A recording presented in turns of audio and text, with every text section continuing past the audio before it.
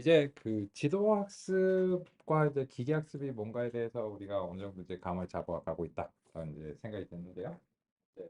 오늘의 이제 주요 주제로서는 이제 크게 두 가지죠. 이제 선형 모형을 마무리하고요. 그리고서 어, 이제 결정 트리에 대한 논의로 이제 넘어가는 게 이제 목표입니다. 그렇게 되면은 이제 주요하게 사용하실 알고리즘들이 이제 소개가 되는데 마지막 하나는 이제 그 90년대 서포트 벡터 머신입니다.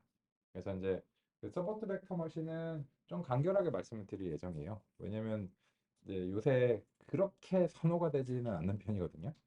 근데 그 딥러닝이 나오기 전에는 서포트 벡터 머신이 이제 최고의 모형으로 각광을 받은 적이 있었는데 요새는 조금 그 이제 선호도가 그렇게 이제 높지는 않은 편이고 이제 약간 과도기적인 모형이 아니었나 결과론적으로 이제 그렇게 생각이 됩니다. 하지만 이제 살펴볼 거고 좋은 소식은 선형 모형을 잘 이해하시면 서포트 벡터 머신의 절반 이상을 이해하시는 겁니다. 그래서 이제 그런 측면 때문에 이제 더욱 더 이제 선형 모형에 대한 이해가 이제 굉장히 중요합니다. 그렇고요. 그래서 이제 오늘 오전에는 그 선형 모형의 남은 부분들을 이제 살펴보게 될 거고요. 오늘 오후에는 이제 결정트를 이제 살펴보게 될 텐데, 아니, 3일 동안 선형 모형까지밖에 못 왔어. 이렇게 생각하실 수 있는데, 아니죠.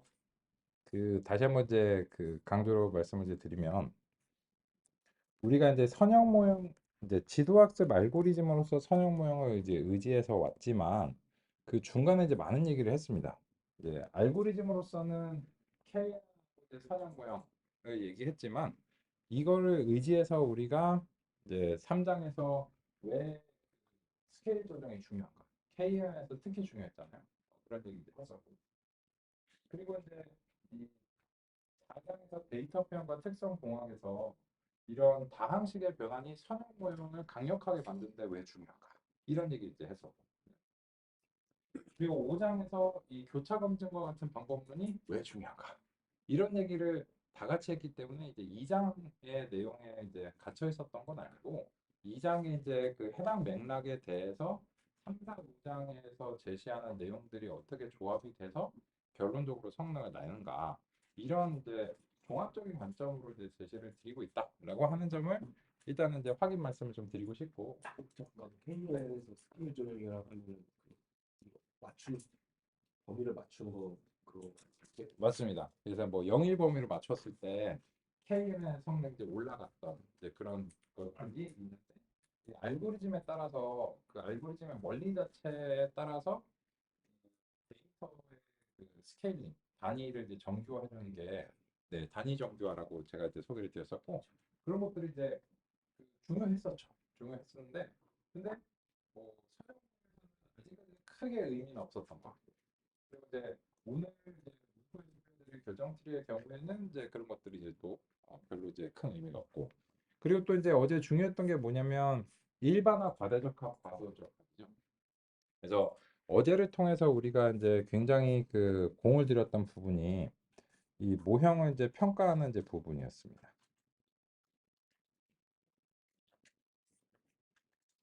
결국은 이제 그 모형을 그 평가하는 어떻게 이제 잘 평가하느냐가 이제 관건인데 이 모형을 평가하는데 훈련 점수 100점 맞는 거는 이제는 그렇게 어려운 일이 아니다는 건 이제 공감하시겠죠. 어떤 문제에 대해서. 제일 어려운 건 이제 이건데 이거 예상 불가입니다. 이거는 정말로 새로운 데이터를 해본 수밖에 없고 이제 예상이 사실상 불가능하다. 무조건 평가해보는 수밖에 없다. 즉 모의고사를 아무리 잘 봐도 수능은 반드시 봐야 됩니다. 그 또 다른 비유로 들으면 예를 들어서 이제 운동선수가 체전 같은 데서 막 그 뭐 전국이나 전 세계 1등 했어요. 그러면 올림픽을 나갈 필요가 없냐? 그거 아니죠. 올림픽에 나가서 금메달을 따야 진정으로 이렇게 그 왕관을 이제 그 쓰는 거잖아요. 근데 종종 이제 체전이나 뭐 이런 데서 나가서 1등한 사람이 올림픽에서 갑자기 막 그 성과가 안 좋고 이러면 막 이변이 일어났다 이런 얘기 하잖아요. 예상이 이제 불가능하고 그래서 반드시 이제 시험 데이터로 이제 살펴봐야 돼요. 그래서 그걸 살펴보고 현재 상태가 자소적합니다. 아니면 부족합니다. 근데 노력을 최선을 다해서 이제 우리는 이제 할 수 있는 거 다 했고 이제 그 중에서도 시험 점수 C수가 제일 높으면서 가능한 과적합을 발생하지 않는 그런 부분에서 오케이.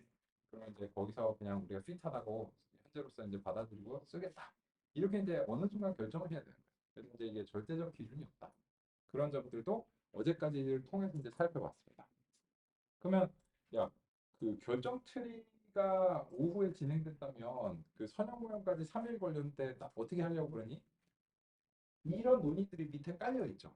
그러니까 이런 논의를 반복할 필요가 없고 이제 결정 트리 알고리즘 자체에만 집중하면 4시간이면 충분히 할 수 있습니다.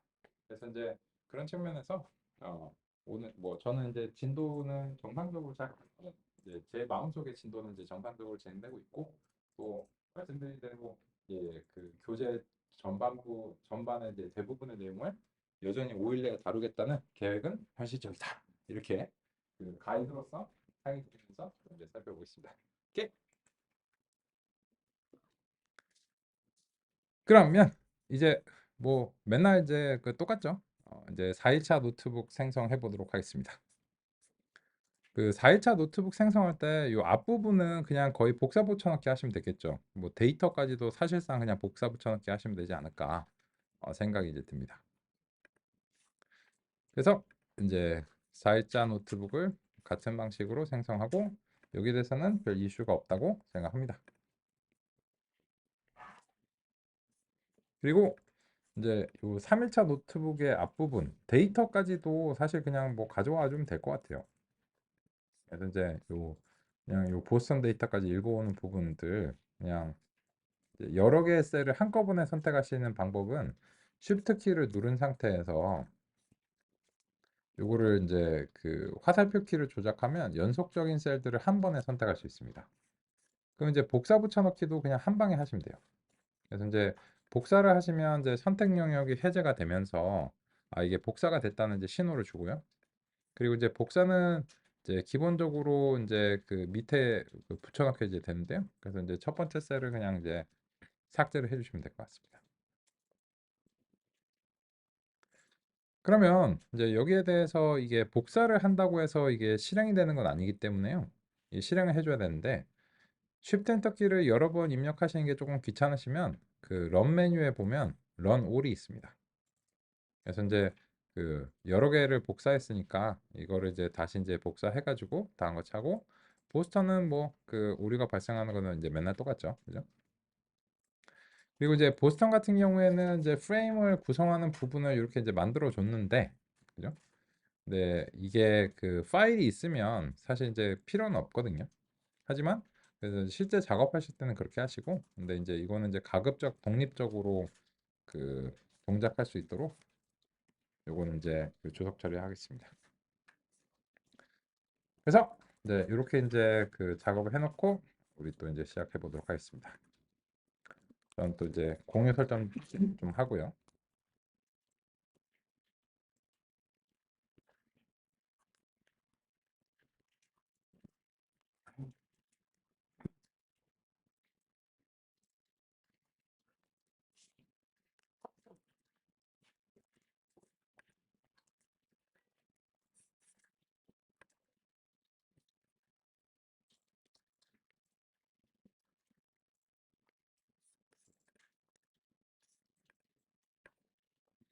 네.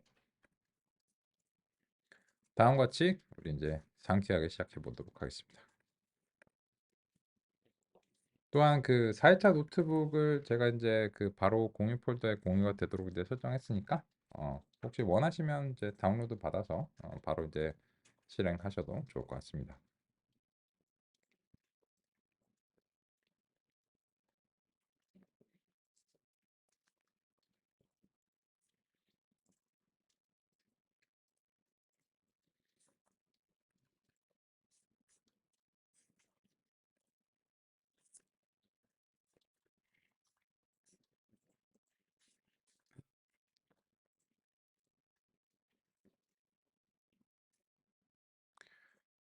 우리는 이제 그 오늘 오전에는 이제 선형 모형을 이제 마무리할 텐데 그 어제 어디서 이제 멈췄는가 하면은 이제 78페이지에서 이제 멈췄습니다.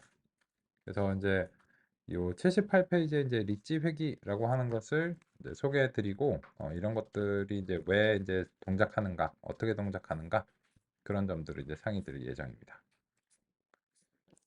그래서 이제 어제의 맥락을 이제 복원을 좀 해보겠습니다. 아주 이제 간단한데요. 요 사이클론의 이제 리니어 모델인데 리니어 리그레션 그리고 이제 립지 이 두 가지가 모두 이제 선형 회귀 모형인데 이 두 개가 지금 비교가 될 예정입니다. 그래서 이제 첫 번째 이제 리니어 리그레션이 보스턴 데이터를 이제 상대하도록 이제 하겠습니다. 근데 혹시 그 이 모델 평가 함수 이제 제가 이제 한국어로 작성했는데 이게 이제 한영키 변환이 좀 귀찮다라고 하시는 경우에는 이렇게 하셔도 돼요. evaluate 모델 이런 식으로 영문 표기를 도입을 하고 거기에다가 이제 모델 평가를 이렇게 할당을 해주시면 둘 다 쓸 수 있어요. 모델 평가라고 하는 거를 여전히 사용하실 수도 있고 evaluate 모델이라는 영문 표기를 사용하실 수도 있어서 혹시 한영키 변환이 조금 귀찮다. 이제 가독성은 뭐 이제 내가 알겠고 그런 경우에 뭐 이렇게 이제 하시는 것도 권장합니다. 그래서 이제 그렇게 설정하시면 이제 모델 평가도 모델 평가는 여전히 그대로 동작합니다. 그래서 보스턴 데이터, 보스턴 이제 타겟 그리고 랜덤 스테이트는 이제 보스턴에 대해서는 우리가 이제 4로 골라왔는데 그 이유가 일단은 이제 훈련 시험 데이터의 난이도 차이가 있는 상태가 바람직하지 않기 때문에 그죠? 그래서 이제 어제 논의를 거쳐서 이런 결론에 일단 도달을 했습니다. 네, 궁극적으로는 이제 교차 검증을 사용은 해야 되겠지만요. 일단 그 튜닝 이제 그 성능을 모형의 표현력을 이제 바꾸는 기준점으로서 우리가 이제 제시를 했습니다. 근데 이거는 이제 언더가 발생했죠. 그래서 이제 얘를 이제 구제하기 위해서 우리가 그 모형의 표현력을 증가시켜주는 방법을 이제 채택을 했는데 그래서 이제 프리프로세싱에서 폴리노미얼 피처스 라고 하는 것을 이제 도입을 했고요. 그래서 오늘 이제 다항식 차원 확장 대신에 그냥 폴리라 부를게요. 이게 이제 어제 우리 왜 이게 효과를 발생하는가 그런 점도 살펴봤고 이제 바이어스를 뭐 추가하는 것이 뭐 크게 상관없는데요. 근데 그냥 이제 그 폴스로 하겠습니다. 104개를 이제 맞추기 위해서요. 그러면 이제 그 소위 XX라고 이제 하는 이제 그런 형태가 이제 되고 폴리노미얼 이제 fit 트랜스폼 수행하고 이제 보스턴 데이터를 이렇게 이제 되겠죠.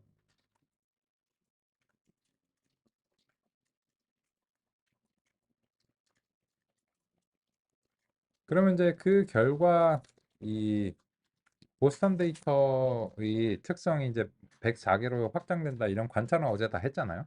그래서 이제 그 관찰은 조금 생략하고 이벨류에이트 모델로 동일한 리니어 리그레션 알고리즘을 XX 보스턴 데이터 랜덤 스테이트 4 이렇게 해가지고 이제 보겠습니다. 엥.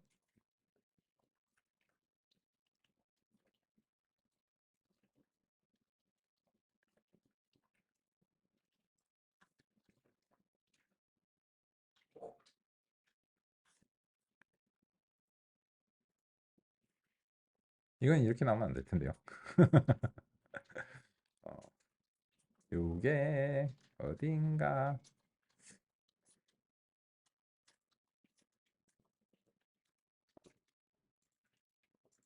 이게 어제 이제 90 몇 점 하고 이제 그 이렇게 이제 나왔었는데 이 이벨리에이트 모델이라고 뭐 할당이 조금 잘못됐나 싶기도 하고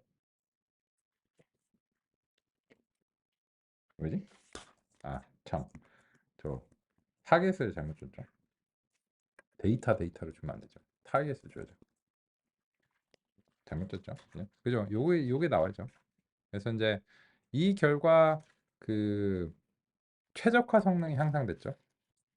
그래서 이제 과소적합에 빠져 있던 앤데 이거를 이제 과소적합을 굉장히 개선했죠. 플러스 20점을 이제 개선했으니까 굉장히 이제 큰 개선이고, 그 결과 근데 이게 개선이 됐는데 지금 이제 고민이 되는 거는 이제 과적합이죠.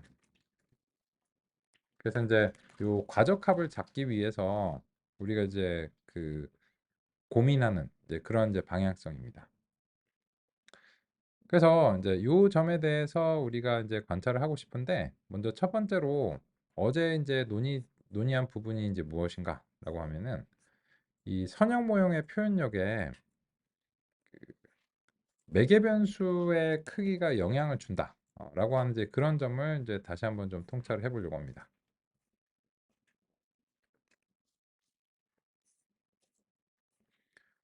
지금 이제 여기까지는 우리가 이제 무엇이냐면, 이제 선형 모형의 표현력과 이제 그 이제 차원의 이제 관계에 대해서 통찰을 한 거죠. 그래서 이 부분을 좀 리뷰를 해보면, 이거는 선형 모형의 표현력이 더 이제 강화된다는 것을 시각적으로 보여주기 위해서 인위적으로 구성한 이제 그런 어떤 예시죠. 원래 선형 모형은 이렇게 곡선이 불가능한데, 그죠?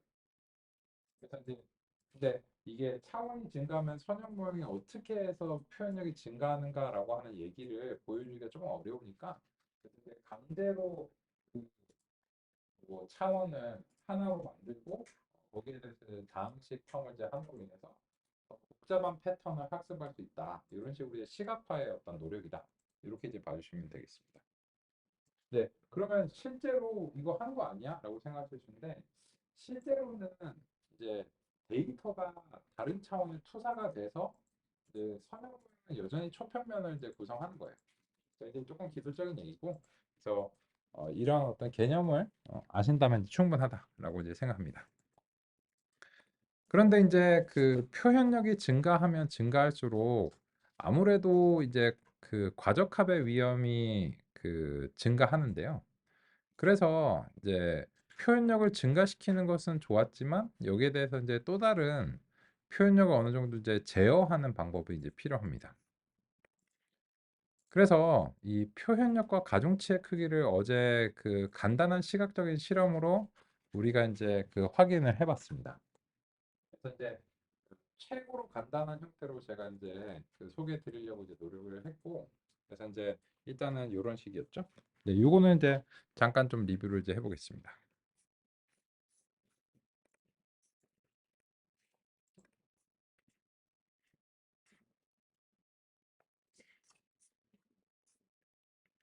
선형 모델에서 매개 변수 개수의 크기는 모델의 표현력에 큰 영향을 미칩니다.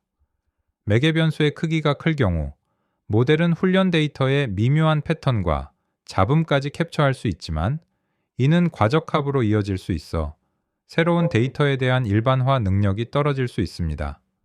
반면 매개 변수의 크기를 제한하거나 감소시키는 정규화 기법을 사용하면 모델의 일반화 능력이 향상되며 데이터의 가장 중요한 패턴에 집중할 수 있습니다. 매개 변수의 크기가 작을수록 모델의 예측이 입력 데이터의 작은 변화에 덜 민감해지며, 이는 예측의 안정성을 향상시키는 데 도움이 됩니다. 큰 매개 변수 값은 변수의 작은 변화가 출력에 큰 영향을 줄 수 있음을 의미하며, 이는 모델이 특정 변수에 민감하다는 것을 나타냅니다. 이러한 상황은 모델의 해석을 복잡하게 만들 수 있습니다. 따라서 매개 변수의 크기는 선형 모델의 예측 성능, 안정성, 해석 가능성에 직접적인 영향을 미치며, 적절한 크기 설정은 모델 설계와 최적화 과정에서 매우 중요합니다. 리치 회귀와 라쏘 회귀와 같은 정규화 기법은 매개 변수의 크기를 조절하여 모델의 과적합을 방지하고, 변수 선택 효과를 통해 모델을 단순화하며 해석을 용이하게 하는 데 유용합니다. 요거는 읽기가 조금 어색했죠. 근데 이제 그 저번에 보여드린 그 목소리 복제, 그 보이스 클로닝을 통해서 이제 그 형성했는데, 요새 그 실험적으로 도입을 해보고 있습니다. 왜냐면 이제 제가 이제 대본을 이제 그 다듬고 뭐 변경하면 녹음을 다시 해야 되거든요. 근데 녹음을 다시 하면 또 이렇게 녹음 작업도 한참 걸려요. 근데 이제 얼른 또 이제 갱신된 새로운 내용으로 이렇게 그 조금씩 다듬어서 이제 하기 위해서 약간 어색해도 이제 그 가끔씩 조금 이제 도입하고 있습니다. 그렇고 뭐 그것만으로 이제 보는 건 아니니까. 그러면 여기서 이제 통찰에 대해서 좀 그 정리해서 말씀드리겠습니다.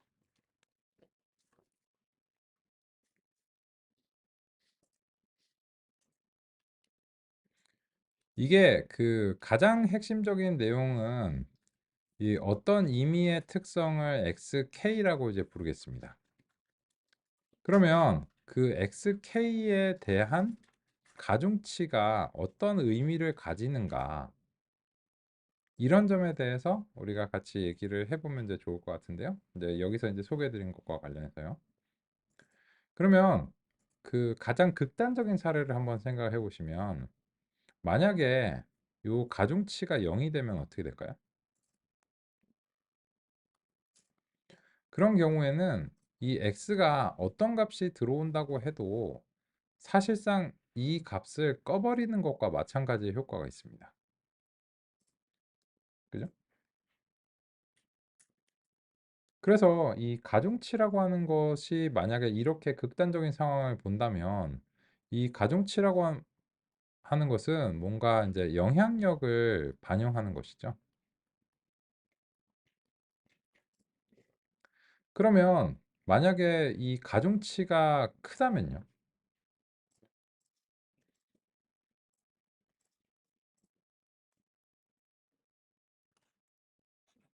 이 가중치는 이제 양수음수가 나올 수 있기 때문에 가중치의 절대값이 크다는 것은 어떤 거냐면 이게 x의 변화량에 대해서 민감하게 반응하겠다. 그런 이제 얘기잖아요. 그죠? 그러면 이거를 조금 비유적으로 소개를 드리면 이런 거죠. 그 이 W가 인플루언서의 팔로워 수라고 한번 생각을 해보겠습니다. 그죠? 그러면 예를 들어서 뭐 BTS가 오늘 점심 때 김치찌개 먹어야 겠다 이러면 그 전 세계 김치찌개 제보에 영향을 줄 가능성도 있어요. 그죠? 있죠. 있죠. 충분히 있죠. 근데 제가 BTS 그러면 이제 BTS의 트윗이 이제 X인데 그냥 BTS는 그냥 한마디 했어. 근데 이게 팔로워 수가 많기 때문에 이게 굉장히 여기 이 변화에 대해서 이제 민감하게 반응한다. 이렇게 비유를 드리고 싶어요. 근데 반대로 제가 BTS가 저렇게 말했으니까 나도 한번 해볼까? 하고 BTS의 트윗을 복사해가지고 똑같이 올렸어요.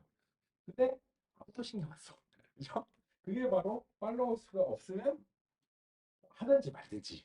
나는 이제 이런 거에 이제 비유를 드리고 싶어요. 그러니까 가중치가 이제 어떤 특성에 대해서 얼마나 민감하게 반응하는가를 반영하는 그러한 이제 지표라는 거죠.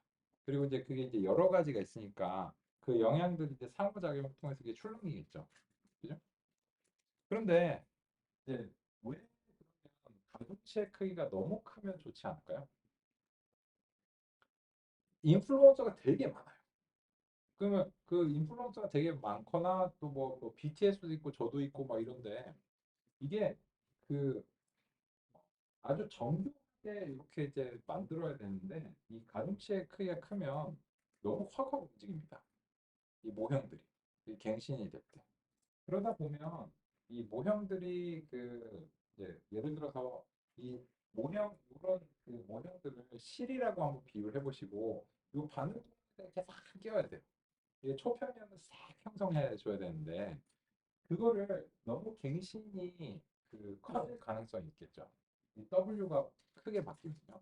그러다 보면은 이 모형이 아주 잘 이제 잡음에 너무 민감해질 가능성이 높아집니다. 그래서 이제 그렇기 때문에 이 모형의 안정성을 위해서는 이 매개 변수의 크기를 좀 진정해 이렇게 이제 좀 줄여주는 게 필요하다라고 하는데 그런 통찰입니다. 그렇다면 이제 우리 가중치의 크기를 관찰을 좀 하기 위해서 노력해 보겠습니다.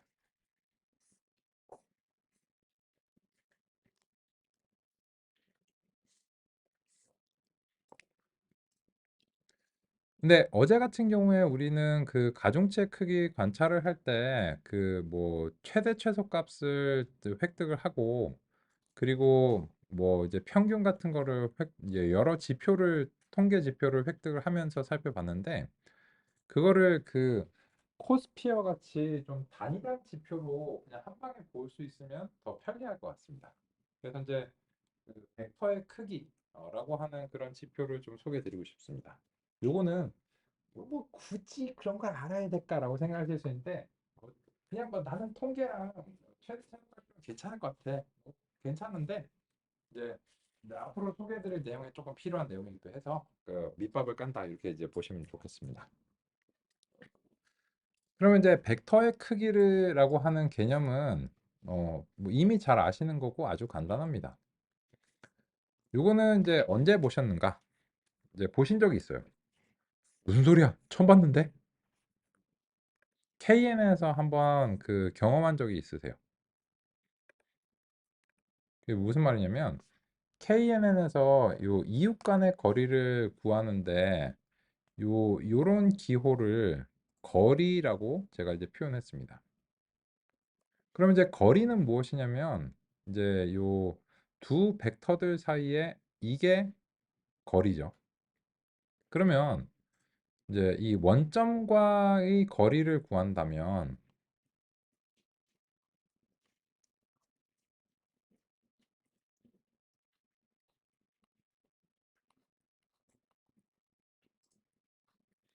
이것은 그 해당 벡터의 크기라고 할 수 있고요. 그래서 이 원점과의 거리가 이 벡터의 크기입니다. 그러면 이제 여기 그 각각의 값들이 크면은 벡터의 크기가 크겠죠. 그죠?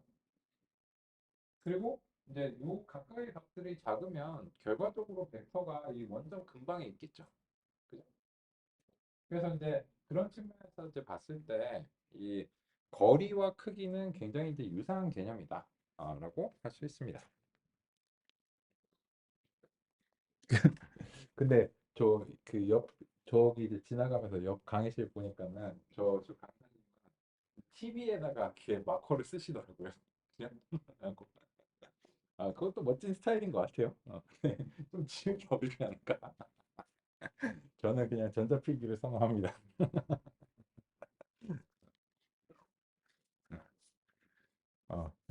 이제 스타일이 멋진 것 같아서 그냥 이제 뭐 드리는 말씀이고. 그래서 근데 이제 아이고.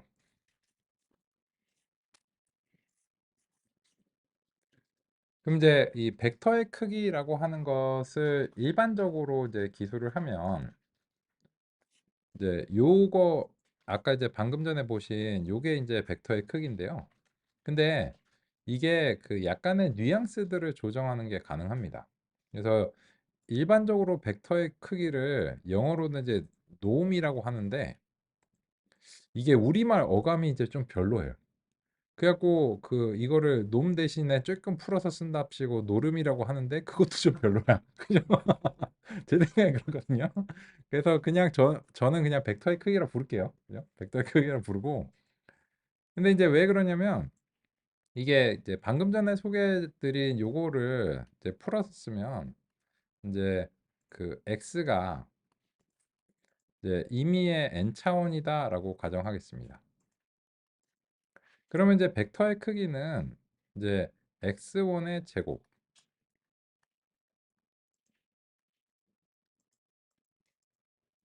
xn의 제곱 이런 식으로 되고 거기에 대해서 그 요 제곱근을 이제 씌우는 거죠. 근데 이거니까 이제 상식적인 이유가 뭔가 생각해 보시면 만약에 x가 1차원이에요. 그러면 이제 이 공식에 따르면 x의 크기는 x1의 제곱에 제곱근을 씌우니까 결과적으로 x1의 절대값과 같게 되겠죠. 그죠? 그런 측면에서 이건 이제 대단히 이제 상식적입니다. 근데 이제 이런 식으로 이제 수행을 이제 했고 그런데 이제 여러 개가 있으면 이제 그 절대값과는 조금 다르겠죠. 그래서 이제 그 한 개일 때는 절대값 합계와 동일한데 여러 개인 경우에 절대값 합계랑은 조금 구분이 됩니다. 뭐 이제 아주 이제 기본적인 뭐 중학교 수학이죠. 근데 이거를 뭐라고 부르냐면 그 L2라고 부릅니다. 그 왜 L2라고 부르는데?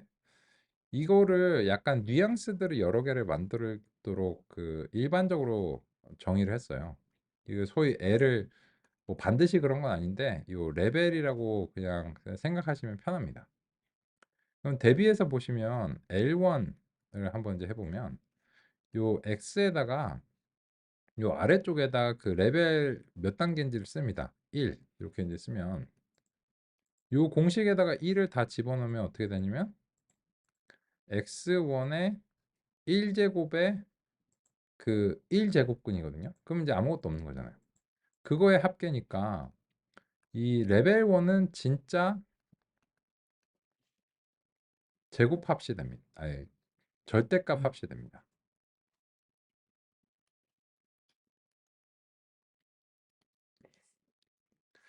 네, 요런 용어는 이제 우리가 이제 곧 소개해드릴 내용에서 좀 등장하기 때문에 이 용어를 이제 먼저 한번 확인해봤고 그냥 별거 아닙니다. 그럼 정리해서 말씀드리면 벡터의 크기를 구하는 몇 가지 뉘앙스가 있다. 그 벡터의 크기를 왜 구하는데? 이 값들이 여러 개가 있는 경우에는 이 여러 개를 나열해서 보면 좀 불편하기 때문에 그렇습니다. 생각해 보시면 그 오늘 주식 시장은 어떤가요? 그거를 만약에 여러 회사들의 주식을 나열하면 알기가 좀 어렵죠. 근데 그냥 코스피가 얼마 뭐 이렇게 하면 딱 알기가 쉽잖아요.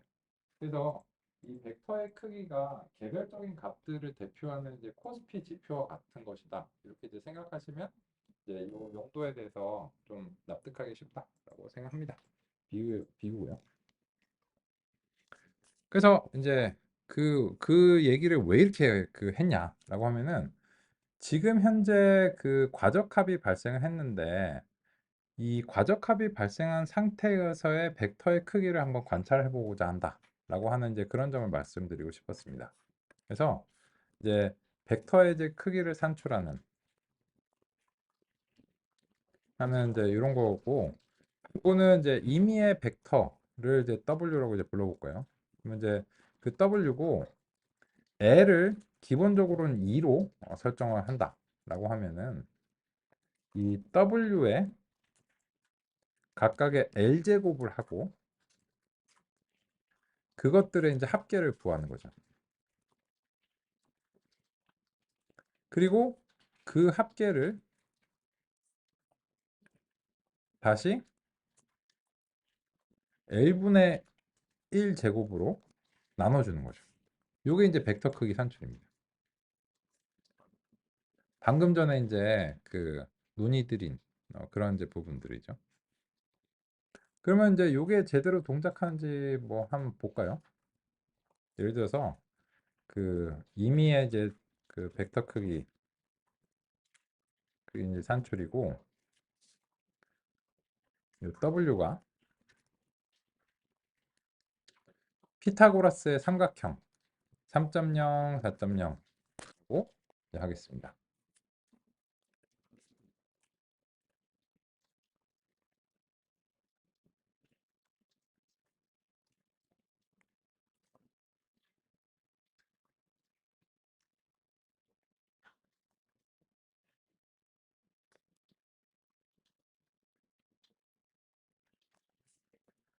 그리고 이제 여기에 대해서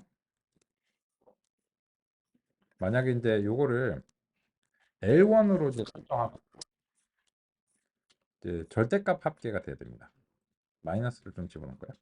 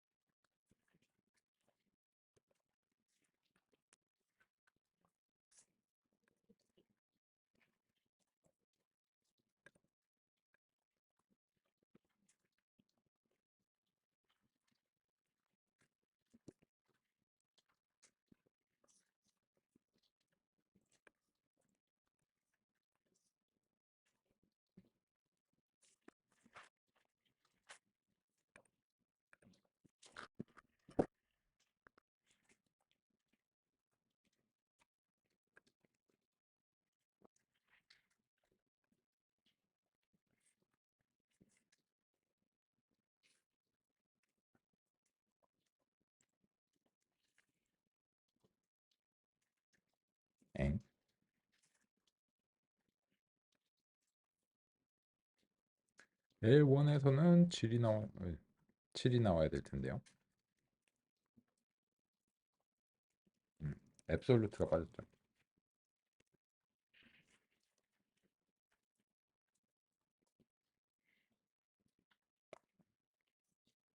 앱솔루트에 대해서 L1을 수행하고 그거에 썸을 구한 다음에 괄호쌍이 하나 모자랐죠. 음, 이렇습니다. 요 공식이 이제 그 여기 있는 거를 그 파이썬으로 이제 구현하면 이제 이렇게 이제 되겠죠. 그래서 이제 그 확인하기 위해서 한번 이제 살펴봤습니다.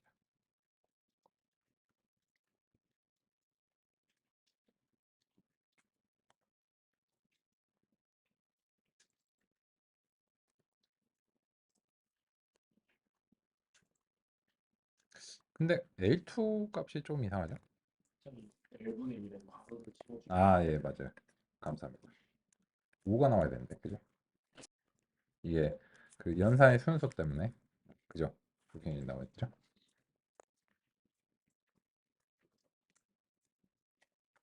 이거는 그 우리가 잘 아는 이제 상식적인 값들을 이제 반영을 해 줘야 되겠죠. 그래서 이제 지금 벡터가 W1축하고 W 이제 2축이 있는데 이게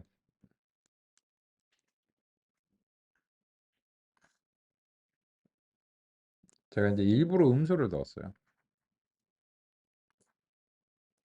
그래갖고 이제 마이너스 3하고 이제 4하고 이렇게 되면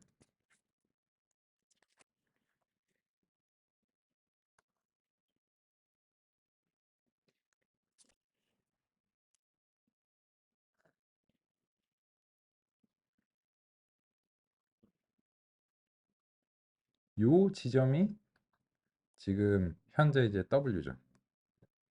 그러니까는 요 크기는 그 우리가 이제 배웠던 피타고라스 뭐 그 이제 에서 이거는 이제 5잖아요. 그래서 이제 익숙한 이제 수치니까 이제 이게 5가 돼야 되고 이제 절대값 합계되고 되면은 이제 요 길이와 요 길이의 이제 합계인 거죠. 그래서 이제 그냥 이제 7이 됐다. 뭐 이런 점들 그냥 뉘앙스의 차이가 조금 있다.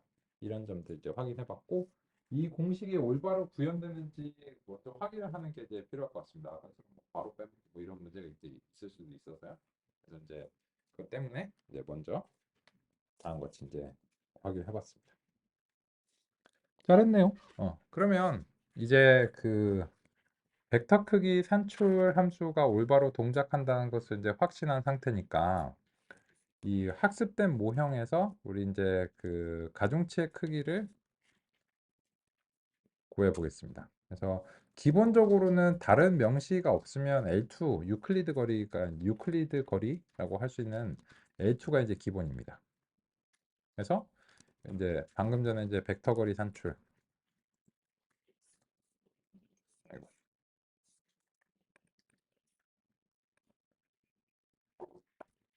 벡터 크기 산출에서 이제 리니어 리그레션의 코에피션트를 이렇게 넘겨가지고 이제 계산을 하고 한 소수점 세 자리 정도까지만 이제 보겠습니다. 이건 이제 값 커서 이제 한 자리만 봐도 되겠네요.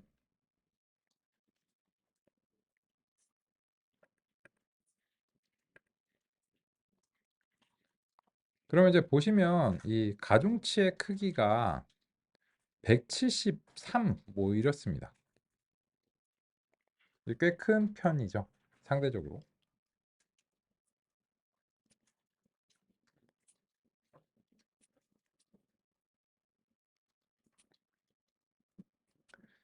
그러면 이제 비교해서 그 리찌라는 알고리즘을 도입을 해보도록 하겠습니다.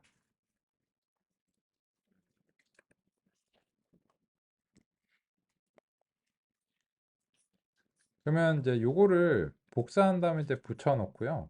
리니어 리그레션 대신에 이제 리찌로 이제 바꾸려고 합니다. 리찌 이렇게 이제 있고 리찌에 이제 그 리찌는 알파라고 하는 명칭의 설정이 이제 있고 그 기본값은 1.0입니다. 물론 이게 무엇인지는 알고리즘을 자세하게 살펴볼 예정이니까 당장은 그냥 이렇게 해보고요. 근데 이제 리니어 리그레션 대신에 이제 리지로 이제 바꿨을 때 먼저 이제 가중치 크기에 대한 관찰을 먼저 이제 수행을 하려고 합니다.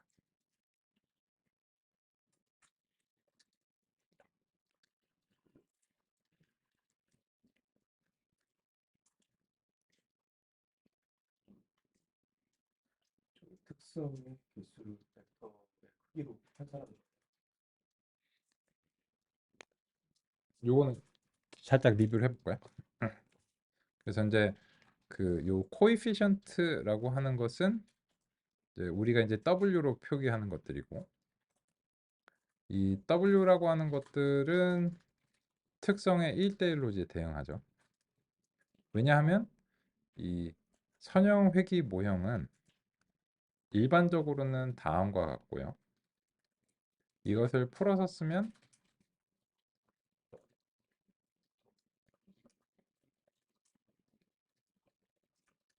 이렇게 이제 되고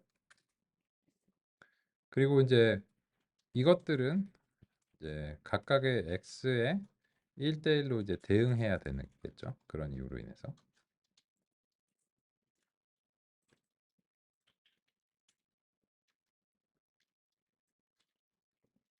근데 이제 요게 이제 이미 n차원 벡터인데 그 n차원 벡터를 이제 여러 개의 n개의 값이 나오고 지금의 경우는 104개의 값이 나오니까 그 104개의 값을 요약적으로 한마디로 이제 코스피적인 측면에서 이제 얘기를 하자면 이제 그 크기가 얼마다 이런 식으로 보면서 이제 가중치의 크기에 대한 이제 관찰을 이제 용이하게 이제 해보려고.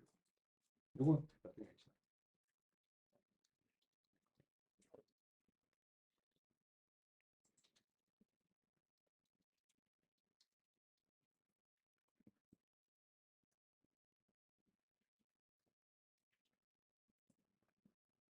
그러면 이제 여기가 이제 보시면 그 선형회기의 경우에는 가중치의 크기가 결론적으로 상당히 큰 편이죠.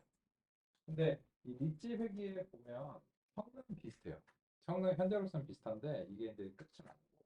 근데 비슷한 성능인데 가중치의 크기가 결론적으로 얘 거의 한 20분의 1에 가깝죠.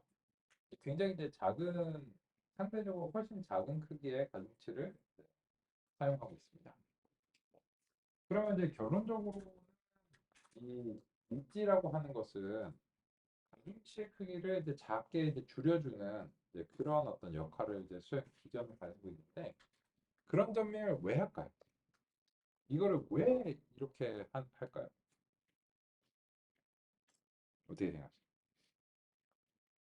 왜냐하면 아까 소개해드린 대로 가중치 크기가 커지면 어떤 느낌이냐면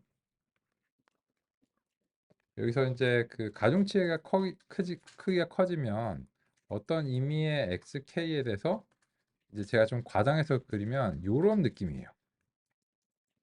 그러니까 뭐 말만 하면 얘가 이제 너무 민감하게 반응한다. 그러니까 이거를 그 시각적으로 이제 노력을 해보면 너무 복잡한 모형이 형성될 가능성이 있는 거죠. 곡률이 너무 커서. 그런데 그게 과적합의 위험이 있으니까 이거를 좀 완만하게 이렇게 이제 만들어 주고 싶은 거고 그래서 상대적으로 가중치의 크기를 좀 워워 이렇게 다운시키면 어떤 x에 대해서 너무 오버하지 않고 이렇게 이제 가중치가 아, 내 역할만 좀 하겠다 뭐 이런 식으로 되면서 이제 모형이 좀 진정하는 거죠. 그러면 이로 인해서 과적합이 개선될 가능성이 있고 일반화 성능이 올라갈 가능성이 있다. 그런 이제 통찰을 자동으로 반영을 하는 거죠. 우리가 이제 직접 그거를 이제 어제처럼 반가이를 이렇게 직접 해주는 거는 좀 바람직하지 않거든요. 그래서 이제 각각 맞춰서 적당하게 내려줘요. 맞춤형으로 이제 좀 이제 서로 이제 그좀 진행시켜 준다라고 하는데 여기 왜 이렇게 깜빡이야? 정전기 때문인가? 문제 때문인가? 자꾸 그럼 사람 불러야 되고요. 하여튼 그렇습니다. 근데 그러면 이제 우리가 살펴봐야 되는 게 무엇이냐면 이러한 이제 원리가 결론적으로 어떻게 이제 발생했는가 이런 점들을 이제 기전을 살펴봐야 되고 그리고 지금 줄기는 했는데 성능이 늘었다고 보기는 어렵잖아요. 그죠? 뭐 미묘하게 이제 뭐 개선이 조금 있긴 한데 이게 성능이 더 좋아졌다, 일반화가 개선됐다라고 보기는 좀 어려운 부분이 있습니다.